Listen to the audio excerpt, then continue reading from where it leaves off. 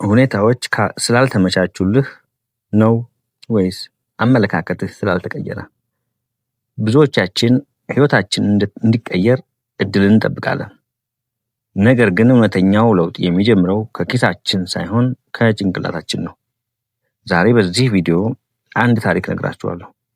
የአንድን ለማኝ ህይወት በአንድ ጀንበር የቀየረ ታሪክ። ይህ ታሪክ ራስን የምታይበትን መንገድ እንድትቀይርና ለስኬት እንድትነሳሳ ያደርጋል። ታሪኩ እንዲህ ይላል። አንድ ለማኝ በየቀኑ መንገደኞችን እየለመነ ይኖር ነበር። ከፊቱ ላይ ምጽዋት ስጡኝ የሚል ጽሑፍ ያለበት ካርቶን አስቀምጧል። ሰዎች ሳንቲም እየወረወሩለት ያልፋሉ። አንድ ቀን አንድ ስኬታማ ነጋዴ በዚያ መንገድ ሲያልፍ ቆመና ለማኙን እንዲህ አለው። እኔ በነፃ ገንዘብ አልሰጥህም፣ ምክንያቱም አንተ ለማኝ ሳትሆን ነጋዴ ነህ ብዬ አምናለሁ።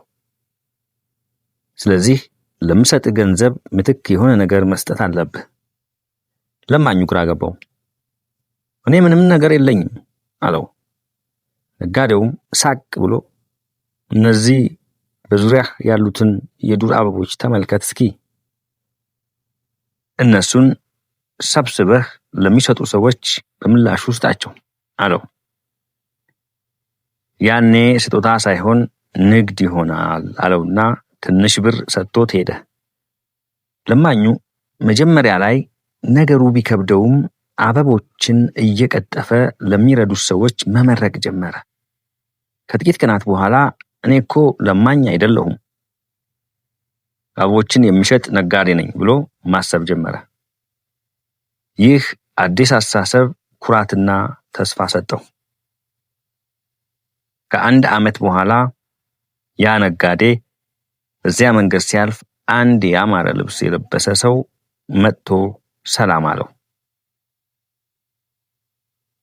አታውቀኝም?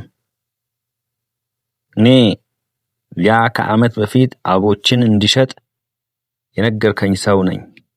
ዛሬ ትልቅ የአበባ መሸጫ ሱቅ አለኝ። ሕይወቴን የቀየርከው አንተ ነህ አለው።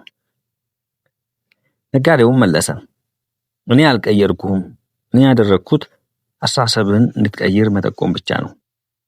ራስህን እንደ ለማኝ ማየት ስታቆም ዓለምም እንደ ሀብታም ማየት ትጀምራለች።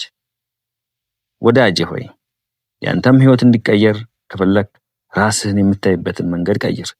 ችግር ላይ ነኝ ከማለት እየተማርኩ ነው በል። አልችልም ከማለት እንዴት እችላለሁ ብለህ ጠይቅ። አስተሳሰብ የዓለምህ መነጽር ነው። መነጽሩን ካላጠራኸው ዓለሙ ሁሌም የፈዘዘ ይመስልሃል። ይህ ታሪክ አስተሳሰብህን እንድትቀይር ከረዳህ ለጓደኞችህ አጋራ። ለቻናላችን አዲስ ከሆንክም ሰብስክራይብ አድርግ። ከዚህ ታሪክ ምን ተማርክ? በአስተሳሰብ ለውጥ ያሳየኸው ነገር አለ? ኮሜንት ላይ አጋራን። በሚቀጥለው ቪዲዮ እስክንገናኝ ቻው።